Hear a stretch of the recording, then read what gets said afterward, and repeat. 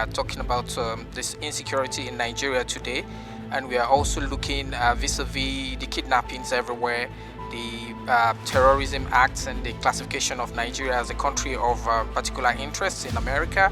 The police, I think, in the circumstance, they are doing their best, because what do they have to work with? And of course, they aren't going to be able to cover all schools. So it calls for collaboration and coordination, and not begin to look at this, because these security forces should work seamlessly. And that is what the national security architecture provides for. So what we need to do, and I think, is the police do not have the number, but the number can be multiplied through equipment, technology. The IG need to wake up. Is relaxing too much. Is thinking that because people are calling the armed forces, the police do not have a role.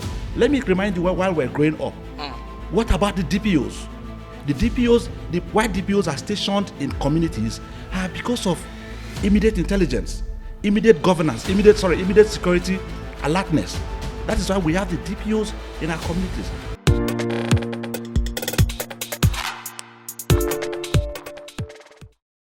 Hi everyone, welcome back to the Black or White podcast, where we dissect Nigeria's most controversial topics and meet it with uncompromising analysis. Today our topic is on the genocides, the kidnappings, the killings that are going on in Nigeria, and also most especially what our children have been facing in our schools today, right? And we have on set here, I have a wingman, a new wingman. Let me just let him introduce himself. Introduce yourself by yourself. Old G. My name is Adekunle Adibanjo. It's good to be here. Nice. So Kunle is I'll call you Kunle. Yeah, it's okay. He's fine. my wingman for today, right? And we have on set two other amazing guests. AIG Wilson Inalegu, retired. So let's meet Correct, you. that's correct. Right? Yeah. Okay, good. And then we have Dr. Duke Alamboye on set also. It's so nice to meet you all. Yeah, it's a pleasure. And it's so wonderful to be having these conversations with you. It's a pleasure having us. All right. Yeah. So it's been 10 years after Chibok, Okay. and a lot has been happening in the security system in Nigeria. We all know what situation we are right now in Nigeria, facing terrorism, kidnapping all over the country. As a matter of fact, recently the United States just classified Nigeria as a country of particular concern. Yes. So this is a very interesting situation right now. Yesterday we saw on TV where the Congress in the United States was doing what is it called? A public hearing for Nigerians to come and talk about the situation in Nigeria. And as that was happening, a lot was happening here in Nigeria as well. Just 2 days ago, we had kidnappings. A few days ago, we had kidnappings in Kebbi from the students. And again, we had another one just today in Niger State, Aguara, to be precise. So we're looking at all of this story, and we're trying to figure out what exactly is happening. We all are aware that the UNICEF, in conjunction with the federal government, had a program that they call the Safe School Initiative. The Safe School Initiative was an initiative of UNICEF to be supported by the federal government to enable a safe environment for education in Nigeria.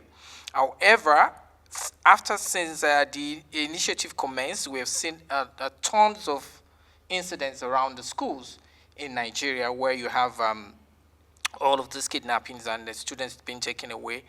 Right now, we're going to look at the situation, how we can better it, what is the situation of the schools right now, and then what are the things necessary to be done to make sure the schools are safe. That's number one. How do we continue? We'll also look at the areas how we can tackle this insecurity as regards terrorism and banditry all over the country. So we take a breather now, and when we come back, we come to our guests where we can analyze some of these issues.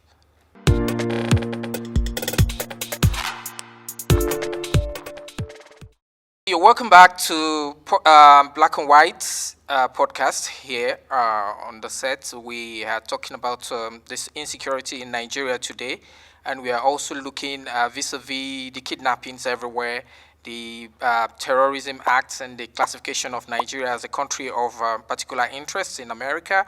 So those are the vital issues we are looking today. And as we earlier informed you, we have to my left, we have AIG Wilson in Aligu, who we all know very well, and is a security expert, apart from the fact that he's a retired AIG. And I believe he would be able to do a lot of justice to some of the stories. So I'm going to start with you, AIG. How do we understand what is happening right now? Take us to the level where we can understand what is going on right now and what needs to be done immediately. Yeah, well, these are challenging times as far as security in our country is concerned. We've been having multiple incidents. I think they are very diverse, whereas you have in the Northeast issues of Boko Haram, and then we just lost a brigadier general and many other service personnel. It shows a kind of resurgence of the Boko Haram. We thought they had been, there was a language that was used during the last regime, they had been degraded or something. Now we come to the northwest, where we are having a mass abduction, of school children, students, and the rest of them. And it appears to be coming down to the north central. So these are they're very troubling, very disturbing. And I think it calls for all hands to be on deck. I had thought that since we have new service chiefs in place, having the new sheriffs in town, they were going to sweep, some of these occurrences. But I think their resolve is being tested by these criminal elements. But I think they just want to welcome the new service chiefs, so tell them that, look, we are here. And it calls for all hands to be on deck, because Nigeria has a lot of out-of-school population. Now, when you're having these constant attacks, parents will be scared of sending their wards or children to school. And I don't think they're going to get all the money to pay for a ransom. But I think it's something that is testing the resolve of government and of security services. And I think it's not something to... the government should take it squarely as a challenge to their leadership. And because it's a challenge to their leadership, there is no need passing buck. Say, oh, this is the reason, that is the reason. And I think we need to get down to the basics and address very seriously the issues of insecurity in our land. Okay. We cannot continue to have... Let me take a minute. I'm going to come to you. I need to quickly ask you another question so that we can sum it up quickly. I'm going to come back to you, Ambassador Duke, but I want to ask him a follow-up question first, because before I get to miss it. Now, there's been a lot of talks around how overburdened our military is. We cannot overemphasize the fact that we need to increase the number of our military personnel. We need to equip them and do a lot of things. What is the role of police? A lot of people are not really talking about police right now, because as a matter of fact, police is the first call in this kind of situation. This is an internal security challenge, which is supposed to be the responsibility of police. I'm talking about the kidnappings now, talking about this thing. What is the role of police? What happens to the police intelligence gathering? What happens to follow-up? Investigation, arrest, and all of those. We've seen killings in Benue State. We've seen killings in all places, but we have not gotten anything yet. What is the role of police? Do you think the police as it is today is doing enough to assist in protecting the lives and properties of Nigerians? I think there has to be a recognition on the primacy of the police force on internal security. And in recognizing that primacy of the police internal security, and you look at the personnel strength, the staff strength of the Nigerian police force, on paper 370, but it's never any number near to that. Interesting. Now, because you don't The have military those- have about 200 and something. yeah, the It makes military, it worse. the military doesn't even have to be more than 100,000 because the issues we're dealing with are internal security. Yes. And if you have a well-equipped police force, it should be able to deal with it. Absolutely. But the police, I think, in the circumstance, they are doing their best because what do they have to work with? And of course, they aren't going to be able to cover all schools. So it calls for collaboration and coordination and not begin to look at this because these security forces should work seamlessly. And that is what the national security architecture provides for. So what we need to do, and I think is, the police do not have the number, but the number can be multiplied through equipment, technology, partnership, collaboration, trust building with the Do you community. suggest to private security? Of course, we are going to have private security playing that role because the first level of defense in an institution or in a school should be the private security. And then you have the CCTV. You make it difficult.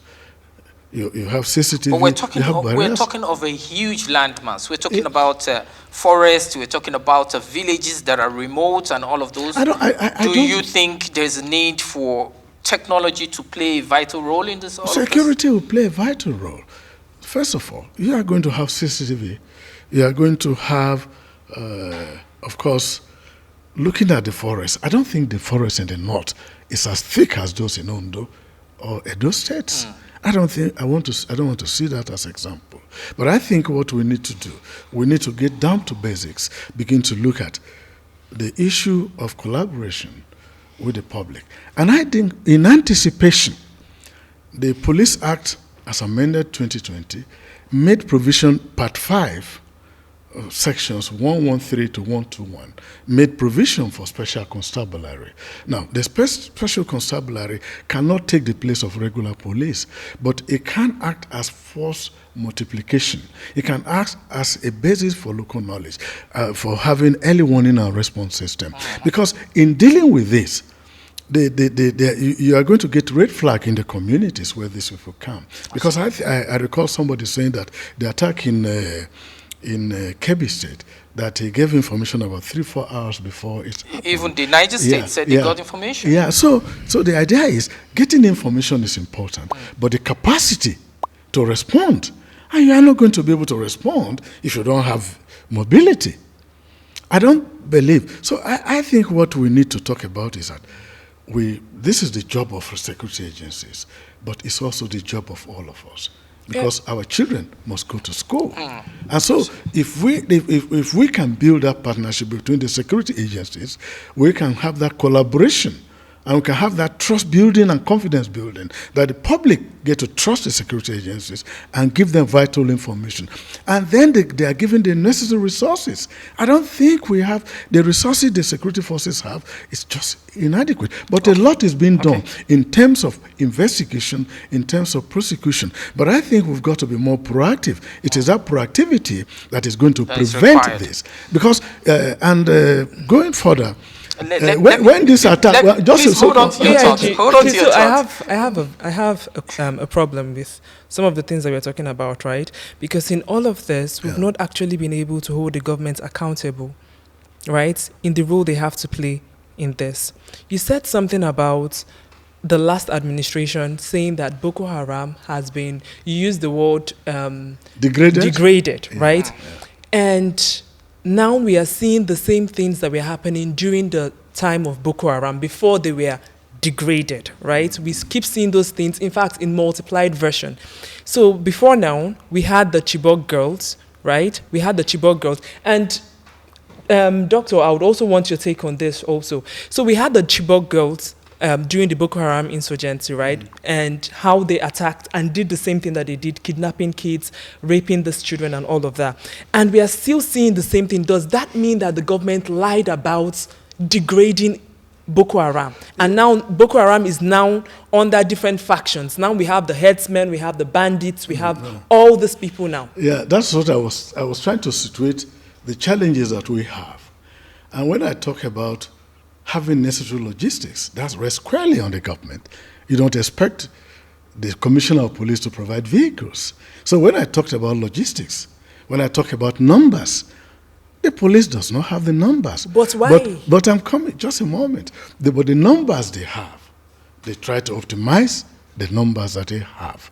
And when you are dealing with the issues of security, it is like you live in a house.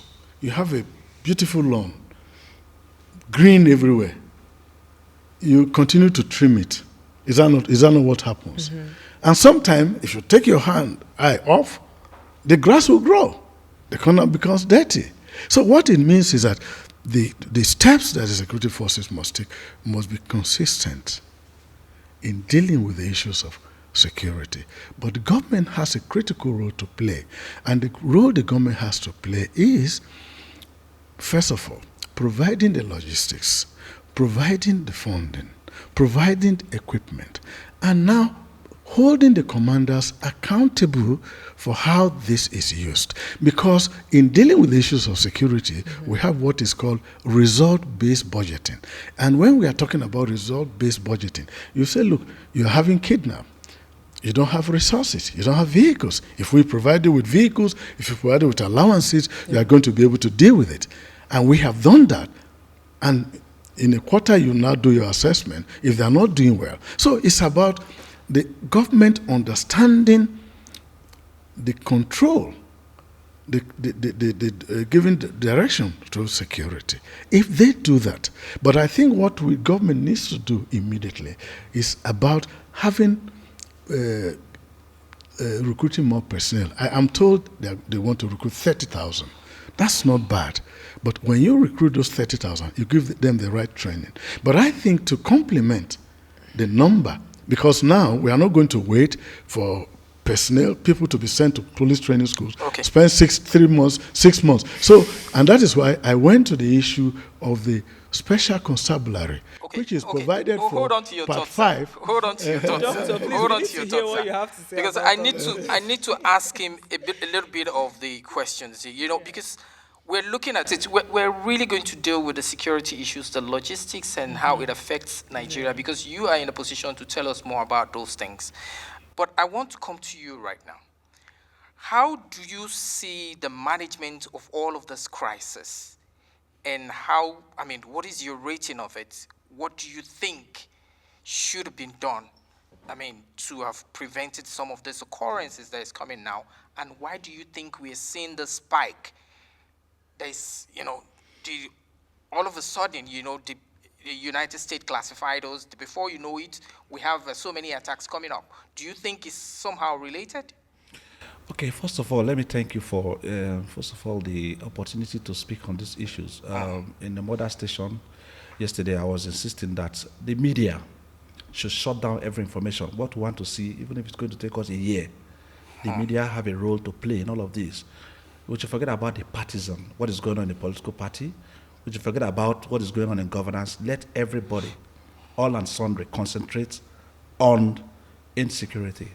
And that is why I want to thank you people for creating such chance for this discussion. However how it will be, we are sad. Nigerians are very sad.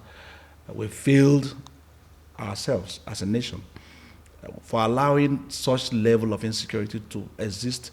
I think it's almost costing us 3 regimes. This thing started from the Jonathan regime down to the whole of Buhari's regime, and now the Tinubu's regime. And all the occurrences are peculiar. There's nothing different from what has happened in the Jonathan regime, what has happened in so it means that government have failed. Now, to these issues at hand, I want to say, I want to support him to some level extent.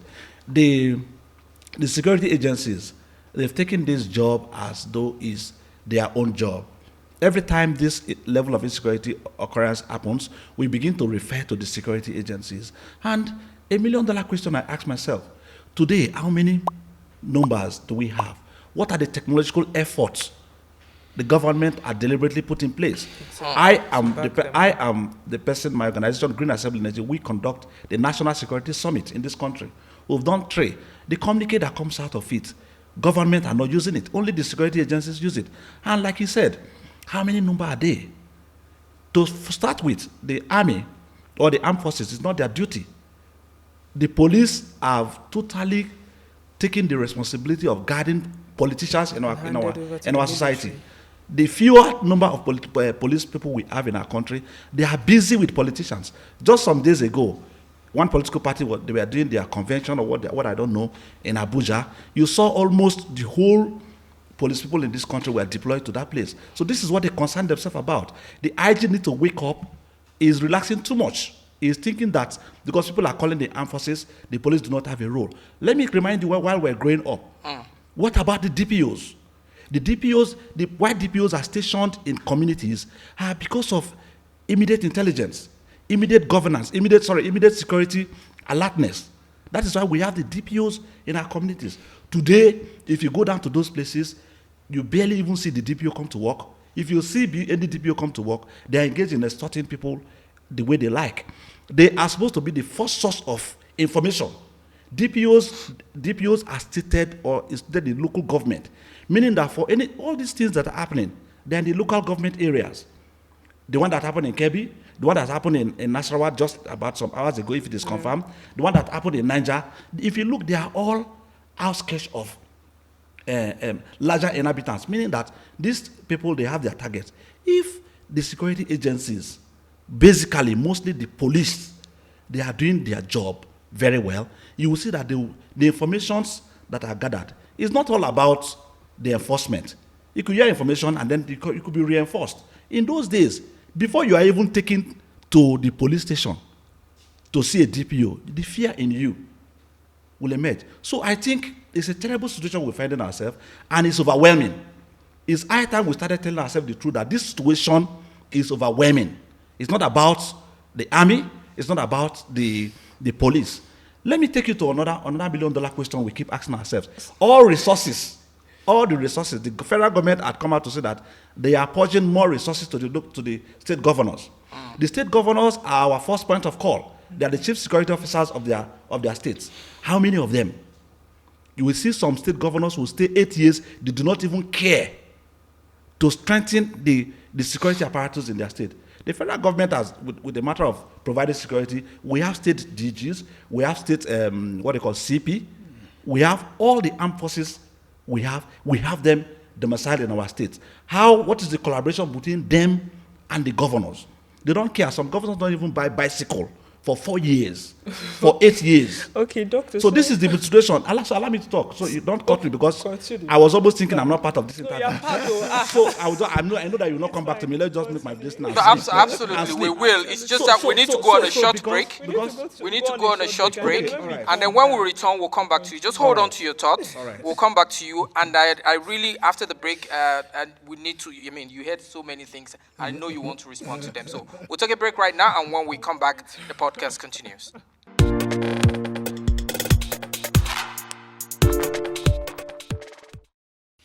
Okay, welcome back to Black and White podcast. We're talking about security in Nigeria, and we're still looking at so many issues right here. We still have with us in the house Ambassador Duke and retired Wilson Inaligu. Retired AIG Wilson Inaligu. You're welcome back. And then we will go back to you so that we can continue from where we stopped before we went on a break. It's okay. So I was trying to draw our attention to the first source of call. You know, these occurrences are happening in states. And once these things happen in states, we all point our fingers to Tinubu or the CDS or the IG of police. I think it is enough. We have to begin to hold our governors responsible. They have security vote in billions of nairas. They must begin to concentrate and see how they can do it. Another point I want to bring out, which is a little bit silent, is our interborder. If you take a look at what has happened in the past, not even up to 9 days, you would have seen an occurrence in Kebbi. It went to Castina. It went to, I think, Kwara. It came back to Niger, and today is national. It means that the state interborder system is bad. Exactly. Bandits can freely move. From These are one not state these to are the not water other. boundaries. These are land boundaries. It means that bandits can move within 7 days from one point to another. another. It's a serious issue. It's a serious issue. We've been, for the past 2 weeks, we've been battling with the security agencies for us to have a boundary protection summit, a boundary protection summit in Nigeria. Because recall that early this year, the CDS organized African CDS Day, and that is because it was thinking that bandits flow from Nigeria to Niger, our bordering neighboring countries. And once they are across the borders, it could barely do nothing. And they come in their own whims and caprices anytime they like. It's not as if the military is not putting. The military has done so much. I can attest to that as somebody that is working with them, that I've worked with them for 3 years. But like he also observed, they are overwhelmed. That is the truth. There is no technology to checkmate this thing. The bandits we are talking about, we think that they are criminals. They are learned and sophisticated persons that are carrying out, headed by whoever, internal aid and external aid. So I think we must dissect these very important areas to check the before I allowed Oga Doc, to I have talk. a question, yeah? What you just said now. Yes. You said the military, they are overburdened, meaning that other security agencies, just like you pointed out, the police, they are not really providing the intelligence that they need to provide. Does that mean that other security agencies are under-trained or they're not trained? No. When I mean the military here, I'm talking about the armed forces. So the armed forces include the TRE, then the intelligence agencies like the DSS. We can see all the intelligence that has happened within this week were intelligence from the DSS. The police have a duty. We should point our fingers at the police. So is it that they are not The trained police, or they are not they are equipped? not What is their challenge? they are a little bit not concerned about what is happening. So whether they are trained, whether it's because of they are not trained or not, the DIG, that DIG is here. He has manned the person is here to tell us. But I think that the police have not done enough in this program. They've left the whole crush of the matter in the hands of the intelligence. Okay, let me quickly come back to him so that he can respond to some of your, what you have just mentioned. But before we do that, I want to ask a question before you respond to him, so that we can put everything together in just a few minutes. Okay. Now, number one, I know police usually have budgets every year. Somebody is in charge of making all of those budgets for the police. Doing the budgets, there's so many things taken into cognizance. Number one is what you need to carry out your duties. Is it safe to say that your budget is underperforming or overperforming? How do you put it now? Do you get your budgets as it went due? That's your constituency. So that's why I'm asking you this question. Do you have the challenge getting your budget approved? Or why are we having this reoccurrence? And again, what is the role of the intelligence you people gather in the police? How do you use it? Do you have a collaboration to enable all of these people so that you can have a synergy in working together as a security? The Nigeria Police Force, if there is any agency that is dealing with the issues of crime, insecurity, insurgency, is the Nigeria Police Force. They make tons. A lot of people would disagree with you. I'm coming. I'm one of them. They make tons of arrests on a regular basis, and some of them conduct press releases, give out press releases of their accomplishments. Now, the police has a budget, just like any other government agency. In fact, before the year runs out, there's something they call advance proposal. And the police will... Do you get those budgets approved? Yeah, I'm coming. The police, there will be an advance proposal. Now, most agencies are given what they call the envelope system. Don't forget, I left the force more than 6 years ago.